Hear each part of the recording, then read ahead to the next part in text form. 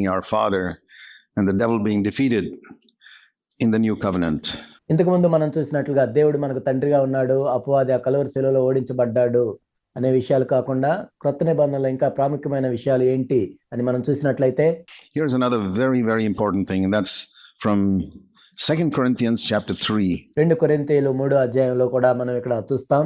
By the way, 2 Corinthians chapter 3, like Hebrews chapter 8, these are two great chapters that contrast the old covenant with the new covenant. పాత నిబంధనకి క్రొత్త నిబంధనకి మధ్య ఉన్న వ్యత్యాసాన్ని హెబ్రీయులకు రాసిన పత్రిక 8వ అధ్యాయం, 2 కొరింథీ 3వ అధ్యాయం ఎంతో స్పష్టంగా తెలియజేశాయి.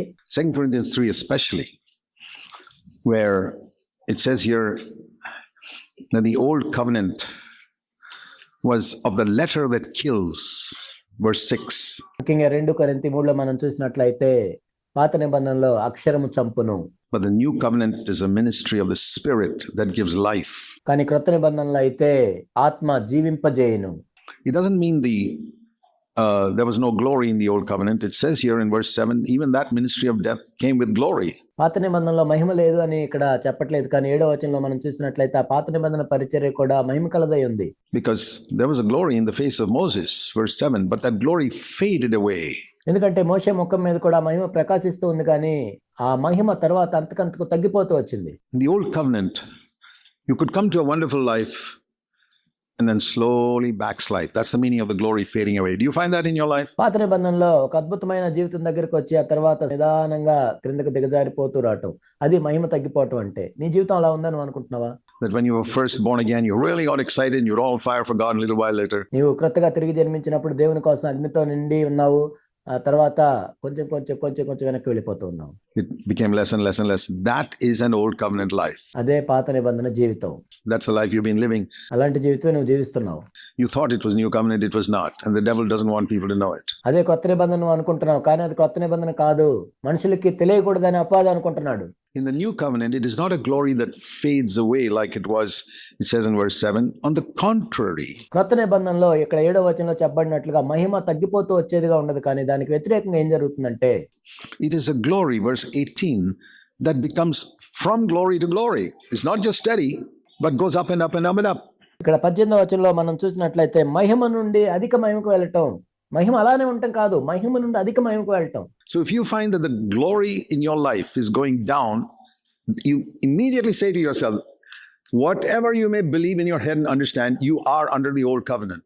నీ జీవితంలో మహిమ తగ్గిపోతూ వస్తున్నట్లయితే నీ తలలో నువ్వేం అర్థం చేసుకున్నా, నువ్వేది నమ్మినా, నీవు పాత నిబంధన జీవితాన్ని జీవిస్తున్నావు అని తెలుసుకోవాలి. Maybe you were not some time ago, but you backslid into the old covenant again. ఇంతకు ముందు నువ్వు అలా ఉండకపోవచ్చు, కానీ ఇప్పుడు మరలా పాత నిబంధనలోనికి దిగజారిపోయి ఉండొచ్చు నువ్వు. If your life is steady, you're still under the old covenant. నీ జీవితం అంతే ఉన్నట్లయితే, అయినా కానీ నువ్వు పాత నిబంధనలో ఉన్నట్లే. You say, well, I'm about the same level I was 1 year ago. You're under the old covenant, brother. ఒక సంవత్సరం క్రితం ఎలా ఉన్నాను, ఇప్పుడు కూడా అలానే ఉన్నాను అంటే, సహోదరుడా నువ్వు ఇంకా పాత నిబంధనలో ఉన్నావు. Absolutely, without a doubt. And if you don't accept it, if you're not honest with it, you'll remain like that for the next 20 years. నిస్సందేహంగా నువ్వు అలానే ఉన్నావు, కానీ నువ్వు యథార్థంగా ఉండే నిజాయితీగా దాన్ని ఒప్పుకున్నట్లయితే తర్వాత 20 సంవత్సరాలు కూడా అంతే ఉంటావు నువ్వు. But if you're willing to face up to it, కానీ దాన్ని నిజంగా యథార్థంగా తెలుసుకొని దాన్ని ఎదుర్కొన్నట్లయితే, a steady life is an old covenant life. The new covenant is described in verse 18, where it says we see the glory of Jesus. ఎప్పుడు ఒకే విధంగా ఒకే రకమైన జీవితం కలిగి ఉండటం అనేది పాత నిబంధన జీవితం. 18వ వచనంలో మనం చూసినట్లయితే క్రీస్తు యొక్క మహిమను మేము చూసి in a mirror and are transformed by the Holy Spirit from glory to glory to glory to glory. When does it stop? అద్దం వలె ప్రతిఫలింపజేయచ్చు, మహిమ నుండి అధిక మహిమకు, మహిమ నుండి అధిక మహిమకు. ఎప్పుడు ఆగిపోతుంది ఇది? It stops when we become like Christ. Never before that. ప్రభువుగా ఆత్మ చేత ఆ పోలికగానే మార్చబడుచున్నాము. యేసుక్రీస్తు ప్రభు యొక్క సారూప్యంలో మారే వరకు కూడా ఇది వెళ్తూ ఉంటుంది, ఎక్కడ ఆగదు. Here's another way to discover whether you're living under the old covenant or new covenant. ఇంకో విధంగా మనం ఎలా కనుక్కోవచ్చు అంటే, నువ్వు పాత నిబంధనలో ఉన్నావా క్రొత్త నిబంధనలో ఉన్నావా అని. Many of you have been sitting here for years listening to New Covenant and calling yourself New Covenant Christian Fellowship. మీరు అనేక సంవత్సరాలు ఇక్కడ కూర్చొని మేము క్రొత్త నిబంధనలో ఉన్నాము, క్రొత్త నిబంధన సహవాసం అని పిలుచుకుంటూ ఉన్నారు. You may discover you've been living in the old covenant and the devil wants you to live that like that forever and call yourself New Covenant Christian Fellowship. మీరు పాత నిబంధనలో ఉంటూ కూడా అపవాది మీరు క్రొత్త నిబంధన కింద ఉన్నారు అని మీకు చూపించవచ్చు. క్రొత్త నిబంధన క్రైస్తవ సహవాసం అని మీరు పిలుచుకోవచ్చు. Don't trust in a name. Don't trust in a phrase.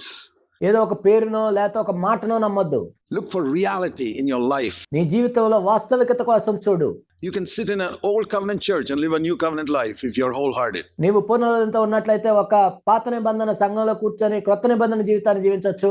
And you can sit in a new covenant church and live in an old covenant life because you're not gripped by the truth of God's word.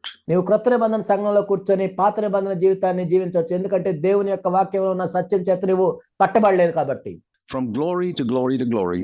1 John chapter 3. మహిమ నుండి అధిక మహిమకు, మహిమ నుండి అధిక మహిమకు వెళ్ళటం. 1 యోహాను 3వ అధ్యాయం మనం చూస్తే 1 John chapter 3. ఒకరి పేరు టైప్ చేస్తే వారి భూములన్నీ కనిపిస్తాయంటే నమ్ముతారా? ఇప్పుడు అది ల్యాండీడ్ app. Here it tells us what is going to happen when Christ comes again. 1 యోహాను 3వ అధ్యాయంలో మనం ఇక్కడ చూస్తాము యేసుక్రీస్తు ప్రభువారు మరలా వచ్చినప్పుడు ఏం జరగబోతుంది. Here's another thing